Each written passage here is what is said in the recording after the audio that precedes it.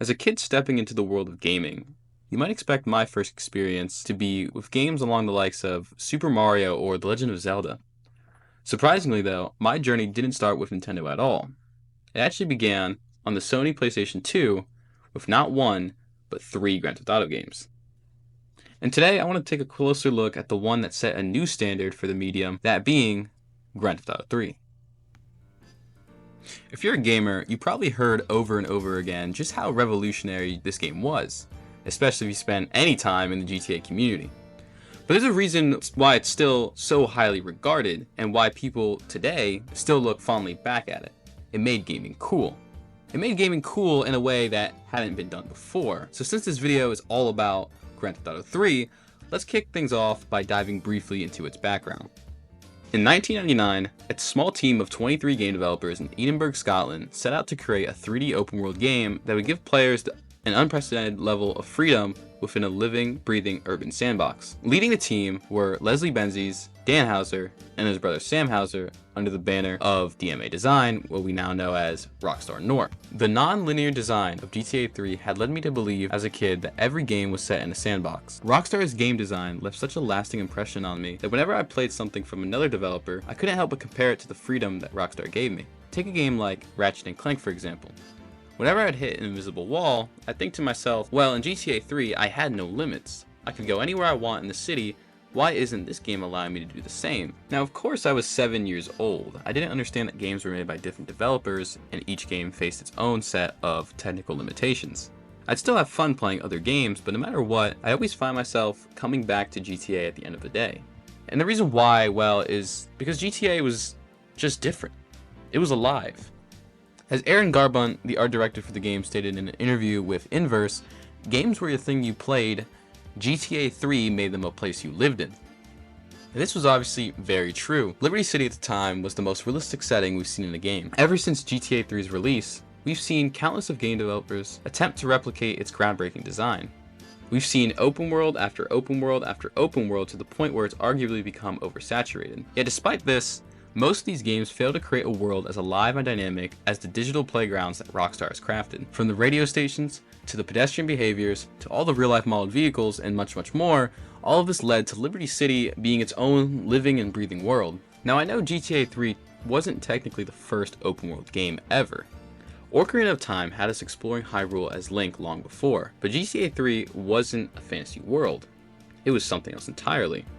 It was a hybrid recreation of the generic American city infused with Rockstar's now signature cheeky satire. In 2001, Liberty City felt as vast and vibrant as New York itself. GTA 3 revolutionized the open world with a level of maturity that was, again, groundbreaking for its time. Every detail was so meticulously crafted, making it so that as soon as you picked up the game, you were instantly immersed in its concrete sandbox. But what's GTA without its controversy? While controversial of non-gamers, it was only fitting to have the player placed in the shoes of a criminal. Games before it have promoted exploration, though they always fell within the constraints of linearity. After you complete the first mission of GTA 3, you are off to do whatever you please. You like that car? It's yours. You want that gun? Take it. Care to play the story? Go ahead. Don't care to play the story? That's fine too. GTA 3 didn't just revolutionize the open world, it revolutionized freedom in gaming. The complex programming behind the seamless loaded-in world, free of frequent loading screens, was truly impressive. The developers initially intended to stream only the game's music and geometry, but eventually decided to stream nearly all of the game's data. The AI was so advanced that after certain missions, gangs would become hostile if you entered their territory, which influenced how you navigated the city. I can't even begin to describe the frustration of trying to complete the paramedic side mission after finishing the main game, only to be shot on sight by these gangs. The wasted screen is forever ingrained in my memory. Screw you, triads. While the missions in GTA 3 weren't overly difficult, it was the environment that truly posed a challenge. The sandbox nature of the game meant that I would frequently encounter situations where a car would accidentally run me over, or I'd wander into a hostile gang territory, like I said, during a mission. The unpredictability of it all, much like real life, made every single experience unique. No playthrough is the same. The NPCs felt like they had a mind of their own, leading to unexpected events at every turn. In the end, the game's difficulty really lies in the battle between you versus Liberty City, the city in which Rockstar humorously described on their game manual as the worst place in America. To put the size of Liberty City's scale into perspective, GTA 3 was packed into just 32 megabytes of RAM that the PS2 offered. This was a remarkable feat, especially considering it was only done a year into the PS2's lifespan. And yes, that is megabytes, not gigabytes. This was during a time when the industry was still transitioning from CD-ROMs and cartridges. This was a testament to the technical skill of the developers pushing the limits of what was possible. As John Carmack once said, it's not about the size of the code you write, it's the size of the dreams it enables. And Rockstar fully understood that. Moving on from the technical aspects of the game, let's shift our focus to the maturity of the game's story and presentation. I mean, after all, GTA 3 was cool, right? Coming out of the 90s, video games were still largely seen as toys for children. Aside from a few exceptions like Mortal Kombat and Metal Gear Solid, there weren't many games aimed at a mature audience since the medium was still relatively new. Gaming itself hadn't fully taken off until the 1980s, so by the time GTA 3 was released in the 2000s, gamers who grew up with characters such as Super Mario and Sonic the Hedgehog were now in their 20s and 30s.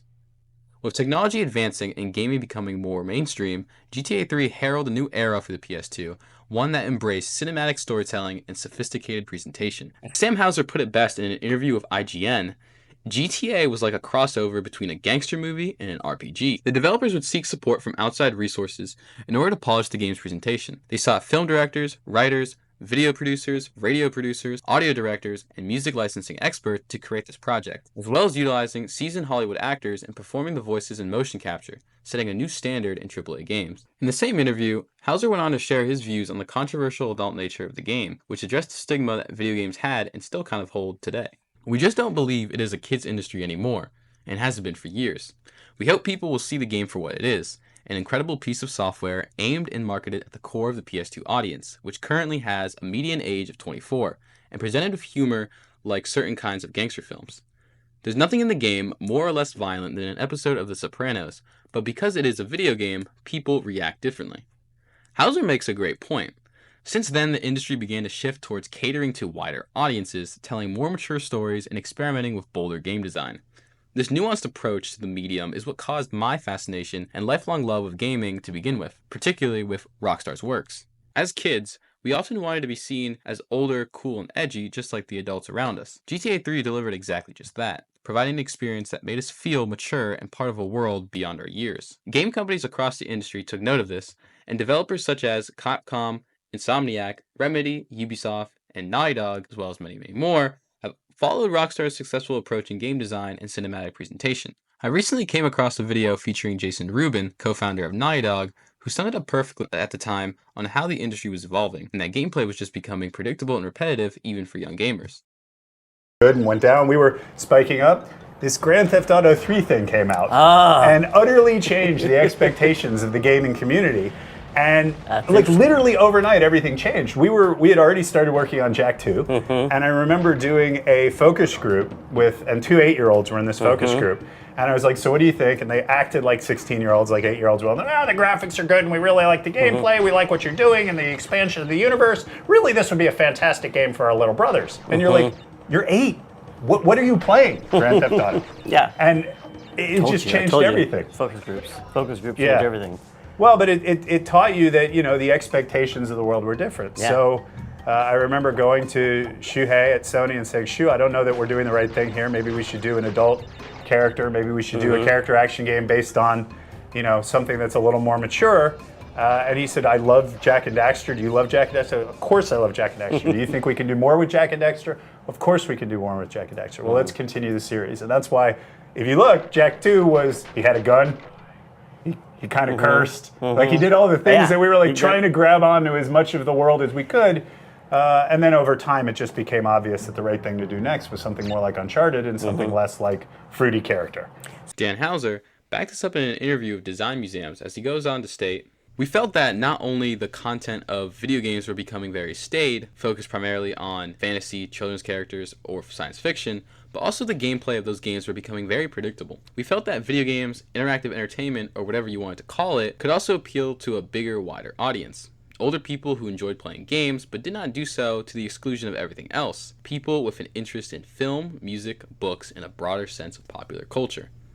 What GTA 3 managed to accomplish heading into this new generation of gaming at the turn of the century was being able to reshape video games into what Dan Houser said, interactive entertainment. This interactive entertainment sparks significant controversy, particularly regarding its portrayal of criminal behavior. So I wanted to address that controversy here briefly. The silent protagonist Claude certainly had a psychopathic edge to his character, which led many gamers to ask themselves who knew running over pedestrians and taking out gangsters could be so much fun, because after all, Claude represents you, the player. But this raises another question. Are we twisted for enjoying these dark virtual crimes?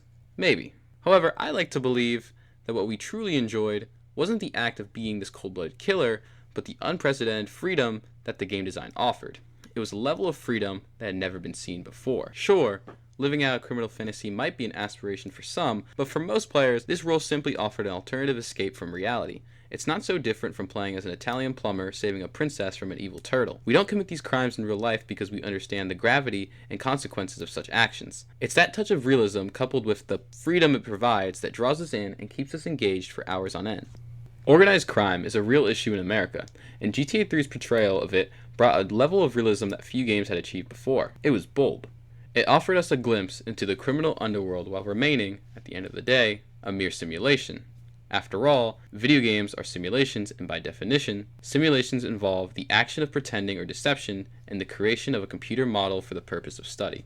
Yes, you may play as a gangster, but the game also critiques other societal dangers, such as corrupt corporations and politicians who can be just as conniving as gangsters. GTA 3 serves as a unique form of study that allows us to interpret its message in our own ways, just as I'm doing with this video. And just as this game's sandbox lets you explore and act freely, it also invites us to explore and interpret its deeper meanings as we see fit. And this is what Rockstar's goal was with this game.